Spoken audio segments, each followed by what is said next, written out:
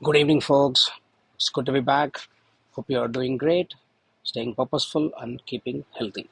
Today's topic, I'm going to be talking a bit about love and its role in long term relationships. Often, it's not something that you might want to agree with, but I just want to express my view of or my take of take on love in a relationship, right? So, let me start with a wonderful quote that I really like. Maybe love, right? Oh, you mean love. You mean the big lightning bolt to the heart where you can't eat and you can't work and you just run off and get married and make babies. The reason you haven't felt it is because it doesn't exist. What you call love was invented by guys like me to sell nylons. There's none other than John Draper from Mad Men, right? It's a very interesting series. If you haven't watched, I would strongly recommend that. You should watch, whether you're an entrepreneur or a salesperson. Now, coming back to love. Uh, for a long time, I've been thinking of if it really exists and if it really exists in some form, what is it and how does it play a part, or does it really play a great role in long-term relationships like marriage, for example, right? And is it really a necessity? Um, so often I start asking a lot of my friends and people, can you define love? And so obviously you have your own right to ask, right? I mean, if somebody says love exists, and then you obviously ask them, okay, does it exist, and then can you define it? And most people fail to answer in the first place. I think if I look up a dictionary, maybe it's represented as some form of deep affection or a deep liking towards someone or someone's characteristics, right? And of course, this can even change with time for the same person, even in a relationship between, it can be between a father and a son, mother, parental, child relationships, and also between spouses. Um, One of the things that also got me curious was to go and do deep researches and how it plays a part in a relationship, or it between, it could be any two relationships, right? Between people, between, and particularly between couples. And I did come across a very good podcast by Dr. Shannon Curry with Lex Friedman. I'll probably link it up in the description, but that gave a very good perspective of love and its role or lack of role in a long-term relationship, was possibly what could play a better role in any relationship. And in that, Dr. Shannon Curry kind of exposes that if you look at what is love, right? I mean, if I have to ask any of you, you will struggle to define, and maybe you'll say it's this, that, and you could probably relate it to something that you've seen in Bollywood or Hollywood and the Disney movies. Uh, it's obviously not very easy to define, and I completely get it. Uh, what is it? I mean, it's actually a feeling, right? You, let's say you're a man and you saw a very hot-looking or great, good-looking woman. You'll instantly feel attracted to her. That's normal and natural. Everyone feels attracted to good-looking things. There's nothing wrong about it. And then there are some characteristics that you like about that person, both man or woman, depending on who you're dating. And then it kind of grows over time, and what's actually happening is these are feelings are a result of hormones that are secreted in your body. It could be the endorphins, it could be the oxytocins, and it could be the dopamines that just playing a part. What else is it? It's almost like a high that you get out of alcohol or a cocaine for some time. And the reason you grow a little tired of it, or it kind of doesn't last forever, is because it just wanes. It's not something that's permanent. It's ephemeral. Otherwise, you would be permanently in love, and you'll wake up and tell your spouse, "Oh, I'm in love." Where is it? Right? It doesn't work like that. And the in fact, according to a lot of research, the only known form of love, and that to unconditional love, I would still argue that it is conditional. It's recorded as is the maternal love for her offsprings. That's the only known recorded form of unconditional according to a lot of research. And we can also argue that the father also has similar love towards his children, which is natural.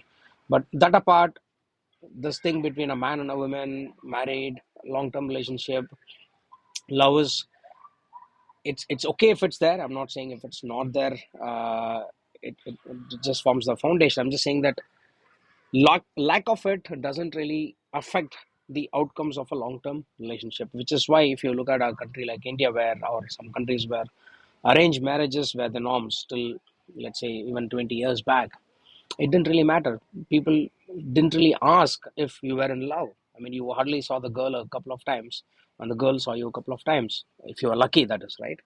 And then they looked at the family, they looked at the background, they looked at physical attributes, various other factors, and then said, oh, I think these two can get along and they can form a long term cohabitation, and probably it will be successful. And that's how the marriages were arranged.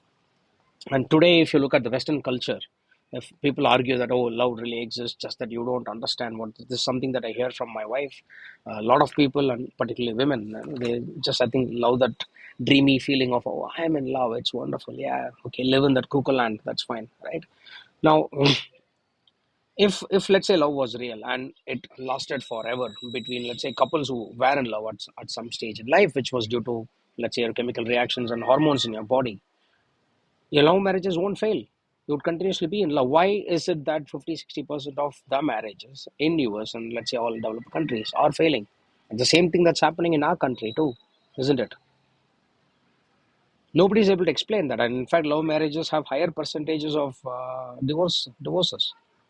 And if you think, oh, maybe he was not the right person or she was not the right person, I'll find somebody else as part of my second and third marriages, the chances of divorces increase as you marry the second and the third time.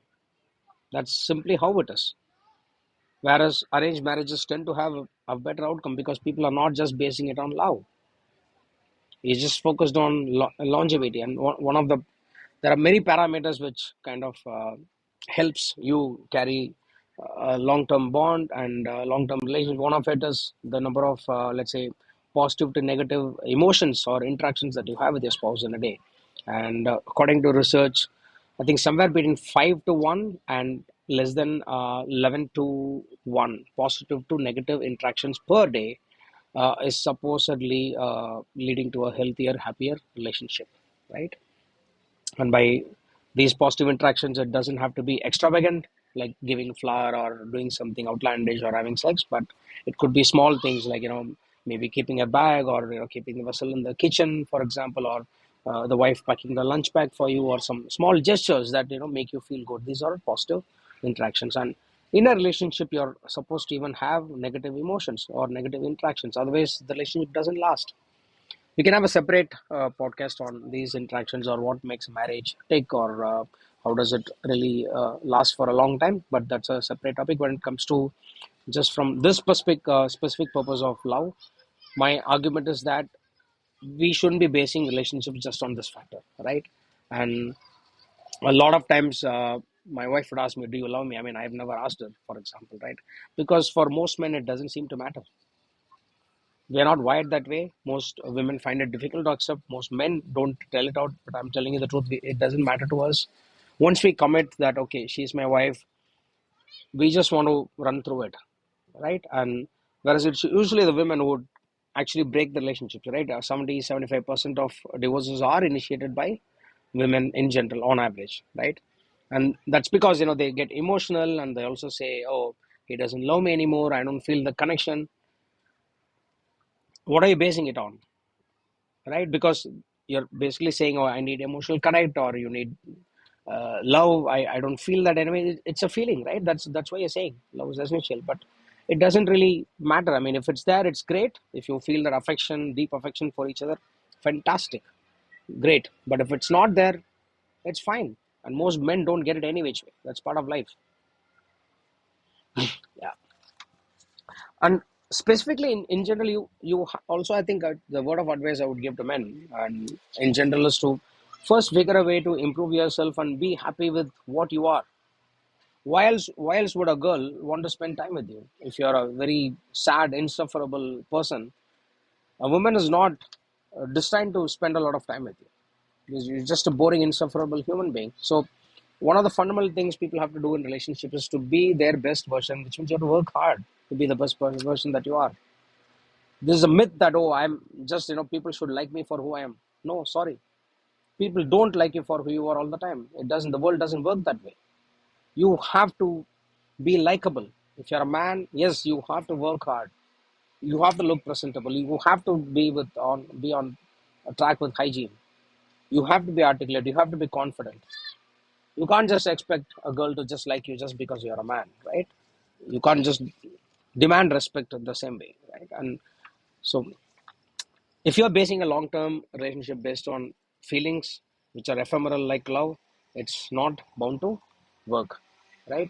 It's always good to base it on values, traits, behaviors, and some shared goals and commitments that you might have over a long term. Good positive interactions, a lot of humor between couple, and a good familial setting, right? Filial setting is what you would want to hope for.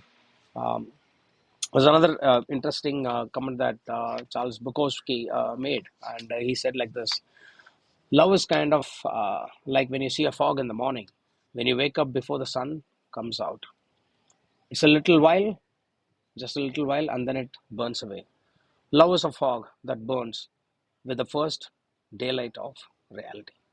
All right. I hope this kind of you get a view of the fallacy that love is. In fact, if you have it towards your children, that's great. That's good enough for a marriage. And if you're a couple, or if you're looking for base your relationship on love, I think it's time to rethink. I'll see you next week with some other topic. Cheers. Bye. Do share a comment or share this video with your friends and let me know what you think of this podcast. Thank you so much. Bye.